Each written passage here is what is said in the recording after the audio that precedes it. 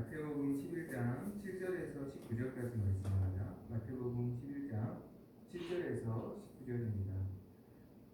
한 절씩 교독하겠습니다. 마태복음 11장 7절에서 19절입니다. 그들이 떠나며 예수께서 무리에게 요한에 대하여 말씀하시되 너희가 무엇을 보려고 광야에 나갔더냐? 바람에 흔들리는 갈대냐? 그러면 너희가 무엇을 보려고 나갔더냐? 부드러운 옷 입은 사람이냐? 부드러운 옷 입은 사람들은 왕궁에 있느니라.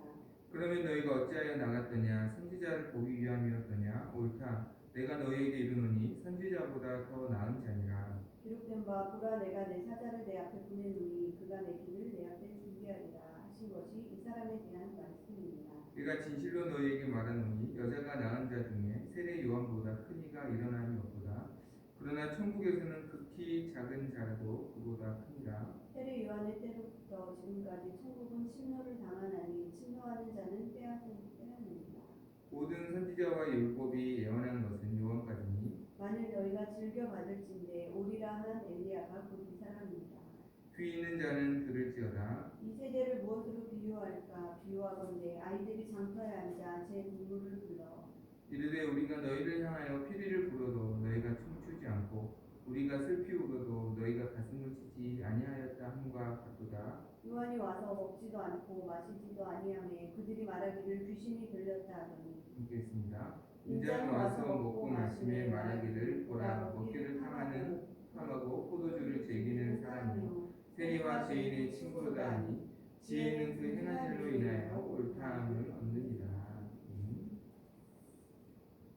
아프리카 한 부족은 큰 강을 건널 때 강가에 있는 큰 돌을 일부러 가슴에 안고 그 강을 건넌다고 합니다. 그 이유는 물살이 너무나 강한 강이기 때문에 그 돌의 무게로 휩쓸리지 않고 강을 건너가기 위함이라는 것이죠. 큰 돌이 흔들리는 물살에서 중심을 잡아주는 추의 역할을 하는 것이죠. 큰 배도 마찬가지입니다. 항해하기 위해서는 그 배가 파도가 칠 때 전복되지 않도록 중심을 잡아주는 평행수를 배 안에 배 밑바닥에 일부러 채워서 항해를 합니다. 그래서 그 평행수가 파도를 칠 때 배의 중심을 잡아줘서 배가 흔들릴 때 전복되지 않는 역할을 하는 것이죠. 우리에게도 때로는 시대가 흔들릴 때가 있습니다. 우리가 살아가는 시대가 혼란스러울 때가 있고 어떻게 해야 할지 이리저리 갈팡질팡하는 그런 시대를 때로는 맞이할 수도 있고 또 우리 어떤 환경과 상황이 중심을 마음 두기가 어려울 정도로 흔들리는 그런 순간이 찾아오기도 합니다. 그런데 그때 중심추처럼 그리고 평행수처럼 우리의 중심만 우리가 지킬 수 있다면 우리는 그 흔들리는 시대를 잘 넘어갈 수 있다라는 것이죠. 오늘 하나님은 우리 주님은 우리들에게 세례 요한에 대해서 이야기를 하십니다. 세례 요한이 어떤 사람이고 또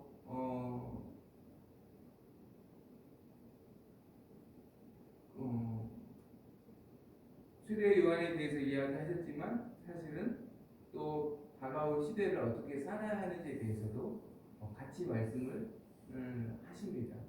왜 주님은 무리들에게 요한이 없는 그 상황에서 요한이 보낸 제자들이 예수님을 만나고 돌아간 뒤에 요한에 대해서 이야기를 하셨을까요? 예수님께서 사람이 없는데 누군가를 험담하거나 뒷담화하는 분은 아니시죠.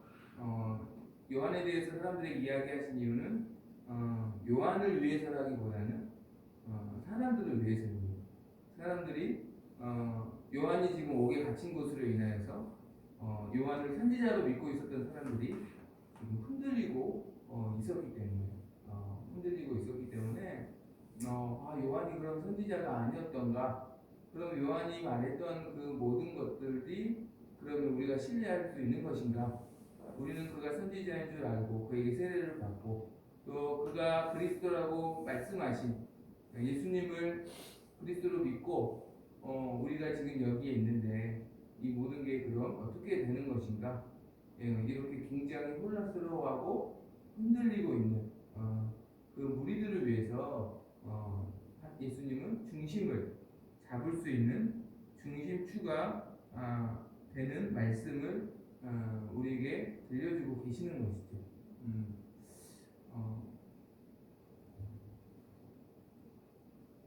당시에 이스라엘 백성들이 요한으로 인해 흔들렸다면 지금 우리가 살아가는 시대도 전국이 혼란스럽고 또 우리 어떤 상황과 우리의 현실도 사실은 혼란스러울 때가 있습니다. 이때 우리의 중심을 잡아주는 것이 과연 무엇이고 또 그 중심을 잡아주는 것을 그 중심추를 우리가 무엇으로 삼아야 할 것인지를 오늘 말씀을 통해서 함께 살펴보길 원합니다. 먼저 예수님은 하나님의 말씀이 우리의 중심추이다 라고 우리에게 말씀하십니다. 구약의 마지막 선지자는 말라기 선지자입니다. 말라기 선지자 이후에 약 400년 동안 하나님은 어떠한 선지자도 이스라엘 백성들에게 보내시지 않았습니다. 그 이유는 이스라엘 백성들의 마음이 너무나 강팍했기 때문에 하나님께서도 침묵하셨죠. 그러나 하나님은 말라기 선지자를 통해서 한 가지 약속을 하셨습니다. 엘리야와 같은 선지자가 와서 그가 그리스도의 오실 길을 예비할 것이다. 엘리야와 같은 선지자가 오고 그리고 그 뒤에 이스라엘을 구원할 그리스도가 메시아가 오실 것이다 라고 말씀하셨습니다. 이스라엘 백성들은 400년 동안 헬라 제국 그리고 로마의 압제에 의해서 핍박을 받으면서 이제 빨리 메시아가 오셨으면 좋겠다 라고 약속하신 메시아를 갈망하기 시작했어요. 그런데 메시아가 오시려면 그 앞에 길을 예비할 엘리야 같은 선지자가 와야 하기 때문에 엘리야와 같은 선지자를 사실은 더 먼저 기다렸습니다.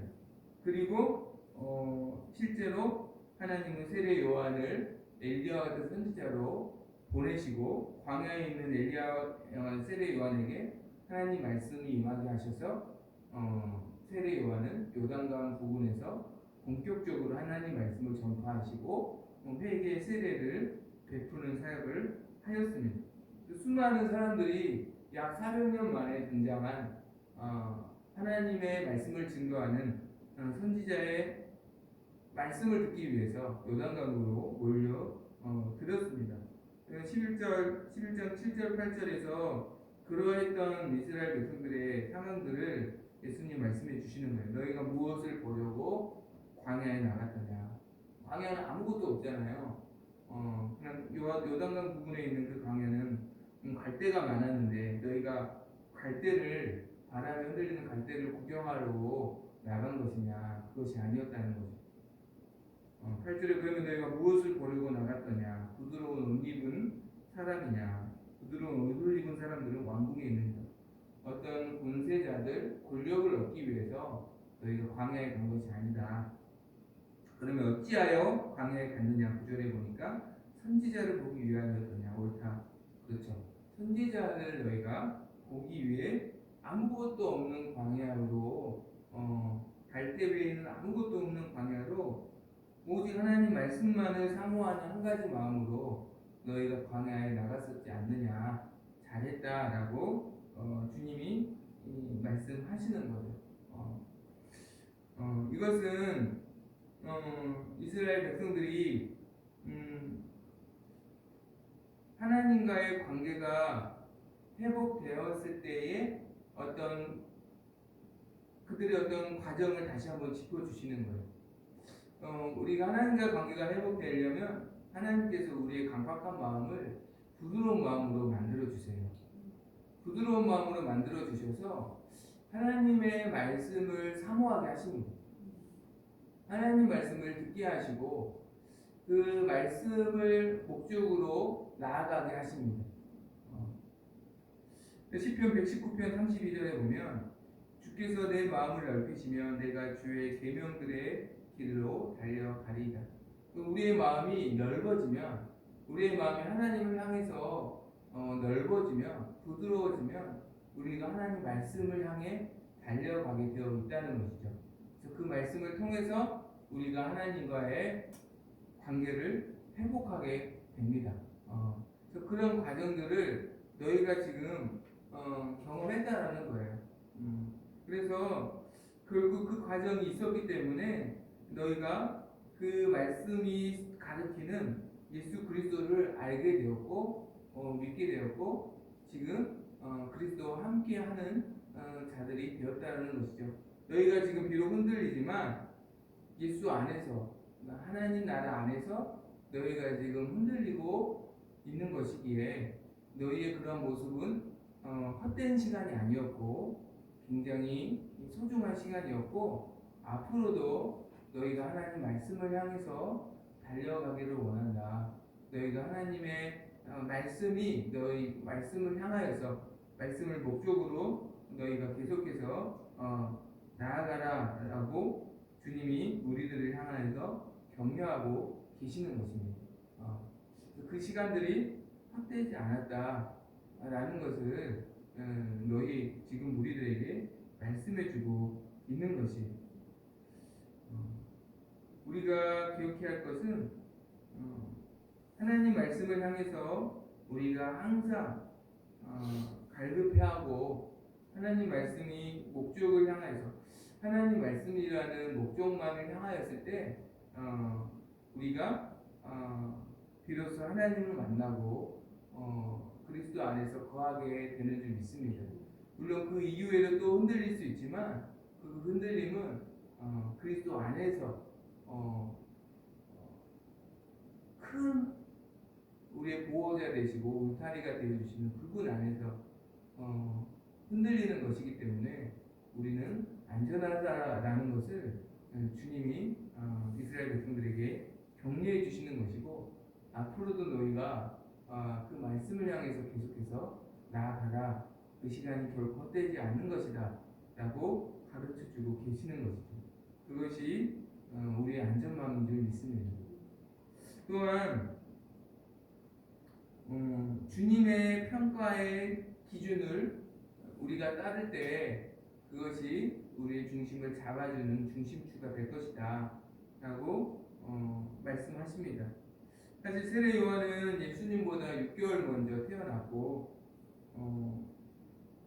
예수님과 비슷한 시기에 사역을 했습니다. 주님보다 먼저 아주 먼저 살짝 먼저 사역을 했고 아마도 1년 남짓한 사역을 하였지만 그는 헤롯에 의해서 감옥에 갇히게 되었고 너무나 허무하게 헤롯에 의해서 어떻게 보면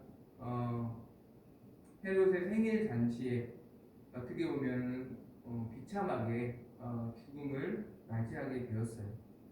그러한 요한을 향하여서 그리고 그가 지금 옥에 있는 상황에서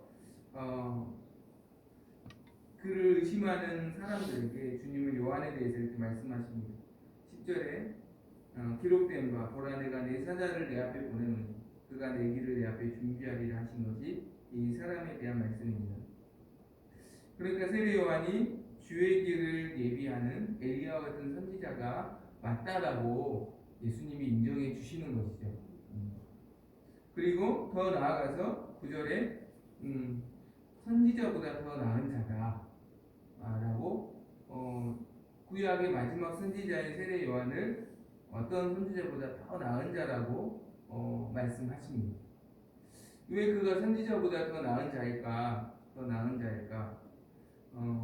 두 가지 이유가 있습니다. 하나는 선지자들은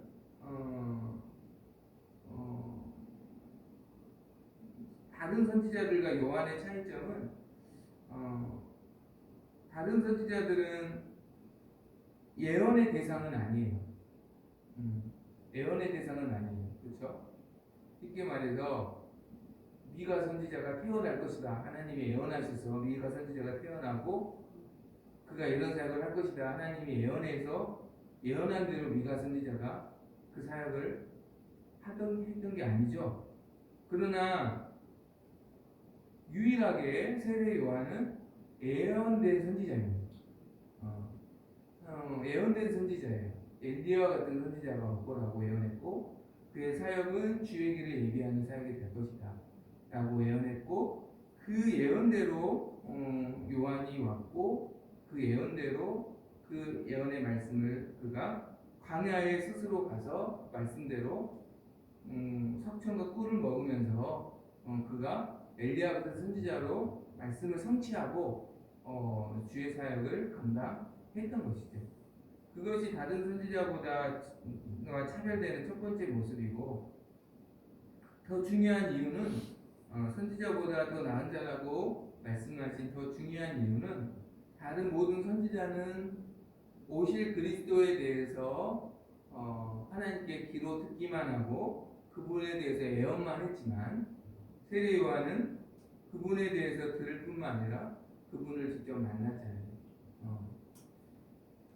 하나님의 아들이신 예수님을 직접 만났고 그분과 교제하였고 또 그분과 함께 잠깐이지만 사역을 했기 때문에 선지자보다 더 나은 자다라고 예수님 말씀하시는 겁니다. 그리고 11절에 보면 천국에서 긴 작은 자라도 그보다 크다라는 말씀도 같은 의미예요. 세례 요한은 예수님을 잠깐 경험하고 보았지만, 천국에 있는 자들은 예수님을 온전히 경험하잖아요. 온전히 경험하고 그리스도를 온전히 누리기 때문에 요한보다 천국에 있는 그 작은 자도 요한보다는 다 큰 자다라고 말씀하고 있다라는 것이죠.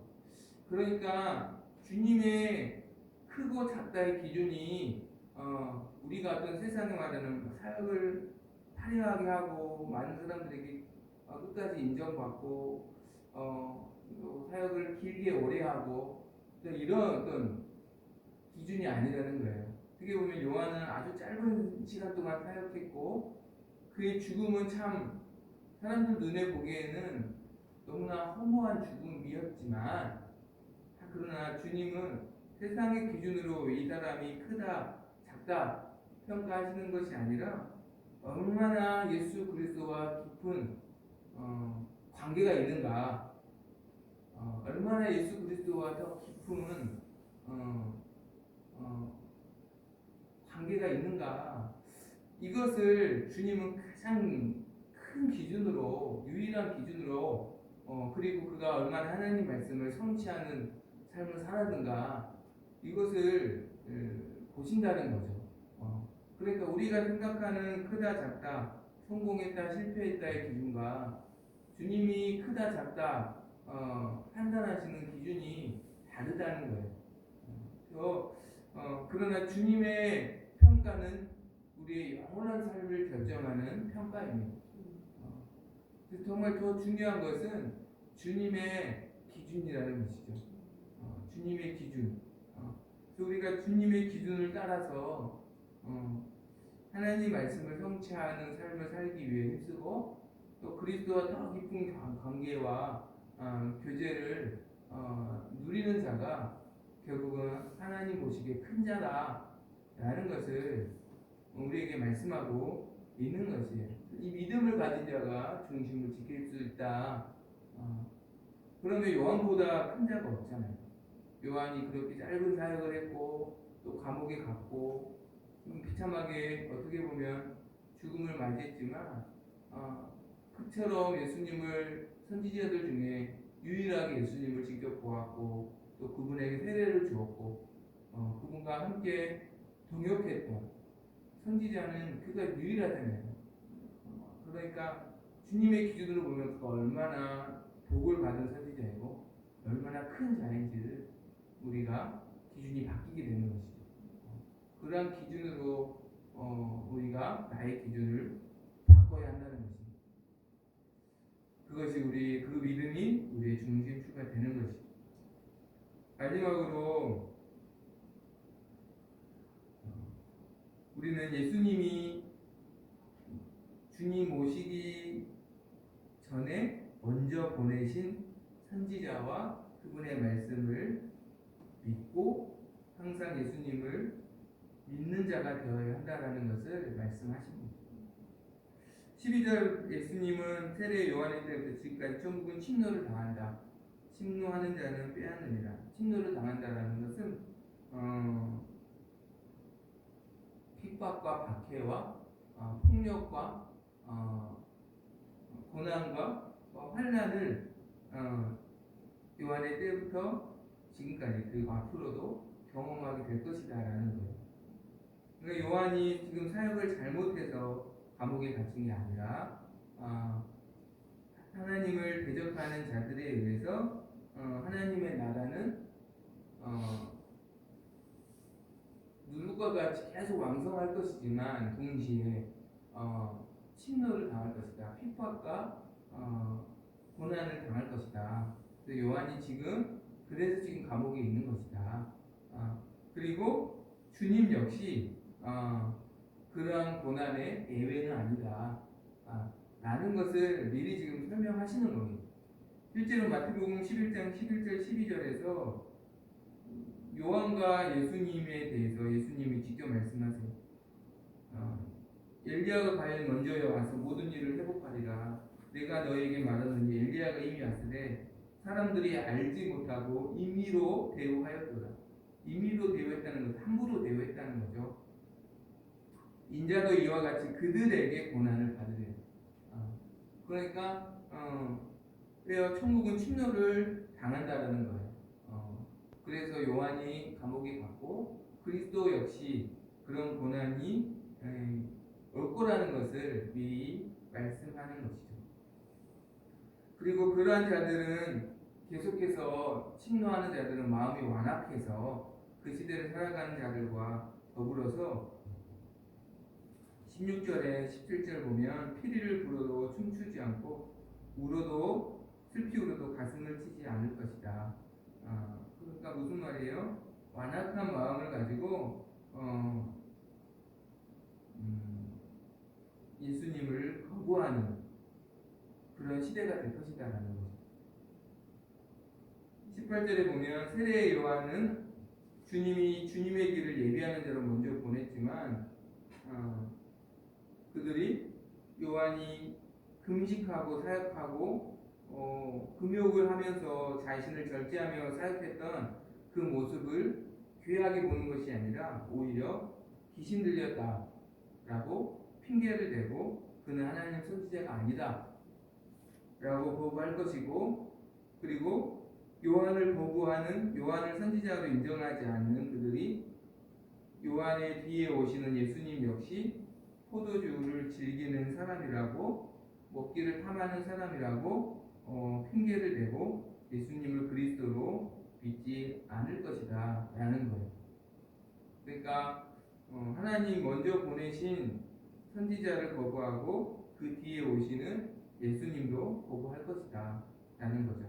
이것이 왜 중요하냐면 요한을 하나님이 보내신 주의 길을 예비하는 선지자로 인정하고 믿어야만 예수님을 그리스도로 믿을 수가 있기 때문입니다. 그렇게 그들은 온갖 핑계를 대고 거부했지만 19절 하반절 보면 지혜는 그 행한 일로 인하여 옳다함을 얻느니라. 그들의 말은 너무 이 사람은 귀신 들려서 이 사람은 먹기를 탐하는 사람이야 라고 자신들의 지혜가 굉장히 있는 것처럼 평가하지만 사실은 그들의 삶의 열매는 아무것도 없다라는 거예요. 그들의 삶의 열매는 아무것도 없다라는 거죠. 온갖 핑계를 대며 선지자를 거부하고 예수님을 믿지 않는 자들은 자신들을 굉장히 지혜자로 포장하지만 삶의 열매가 없는 자들일 것이다 라고 말씀하는 것이, 예수님은 주님 오시기 전에 세례 요한을 먼저 보내고 주의 길을 예비하게 하신 것처럼 오늘도 다시 오실 예수님은 우리에게 완성된 계시의 말씀, 성경을 선물로 주셨습니다. 그 성경을 하나님 말씀으로 인정하고 믿는 자들은 그 말씀을 통해서 예수님을 영접할 수가 있습니다. 마치 요한을 선지자로 인정하지 않으면 온갖 핑계를 대고 인정하지 않고 예수님조차 거부하게 되었던 것처럼 우리가 성경을 하나님 말씀으로 온갖 핑계를 대고 마음이 완악하여 인정하지 않고 믿지 않는다면 결코 예수님을 믿을 수가 없을 것입니다.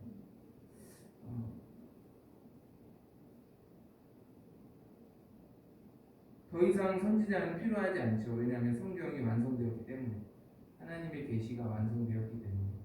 그래서 우리가 어떤 사람을 믿어야만 예수님 믿을 수 있다, 그것은 아니지만, 그러나 계시의 완성인 성경은 하나님 말씀으로 믿는 믿음이 있어야만 그 말씀이 가리키는 예수님을 우리가 그리스도로 온전히 믿는 믿음을 얻게 될 수 있습니다. 우리가 기억해야 할 것은, 그리고 그러한 사람은 반드시 삶의 열매를 맺게 될 것입니다. 그러한 사람은 삶의 열매를 맺게 되고 가까운 자에게로부터 이 사람이 정말 진리를 따르고 있구나라는 것을 인정받게 될 것입니다. 호금을 치는 어떤 그러한 우리의 믿음이 아니라 삶의 열매를 만들어내는 진짜 그리스도를 믿는 믿음은 삶의 열매를 진짜 만들어내는 능력이 좀 있습니다. 그렇게 믿음으로 우리가 날마다 살아갈 수 있기를, 그래서 흔들리는 이 시대에서도 중심을 잡고 잘 넘어갈 수 있기를 간절히 소망합니다. 찬양하겠습니다.